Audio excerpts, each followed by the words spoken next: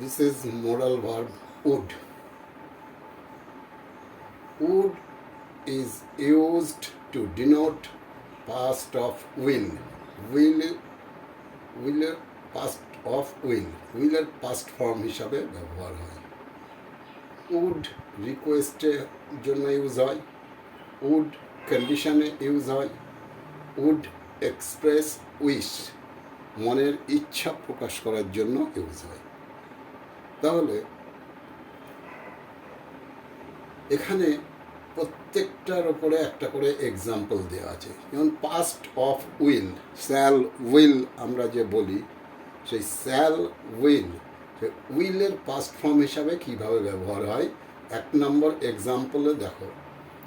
হি told হিম, এখান থেকে বোঝা যাচ্ছে এটা past tense. He told him that he would help him, তাহলে পাস্ট টেন্সে রয়েছে এটা, সেখানে উড ইউজ হয়েছে যে পাস্টকে ইন্ডিকেট করার জন্য। আচ্ছা, এটা এক নম্বর। Number two, request. উড দিয়ে আমরা রিকোয়েস্ট কোনো সেন্টেন্সকে লিখতে গেলে আমরা উড ইউজ করি।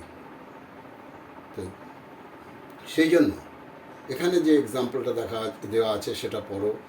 Would you lend me your pen, মানে তুমি কি তোমার পেনটা আমাকে একটু ধার দিতে পারো, মানে আমি লিখবো, আমাকে একটু দিতে পারো, এরকম কিছুর জন্য তুমি কারোর কাছে কোনো রিকোয়েস্ট করতে গেলে তখন উড ইউজ করতে পারো। আচ্ছা, এছাড়া অন্য কোনো কিছুর জন্য তুমি রিকোয়েস্ট করতে পারো উড দিয়ে। নেক্সট আসছে কিসে, কন্ডিশন। কন্ডিশন মানে শর্ত, যে এটা যদি হয় তাহলে ওটা হবে, এটা হলে ওটা হতো, এই রকম ক্ষেত্রে। যেমন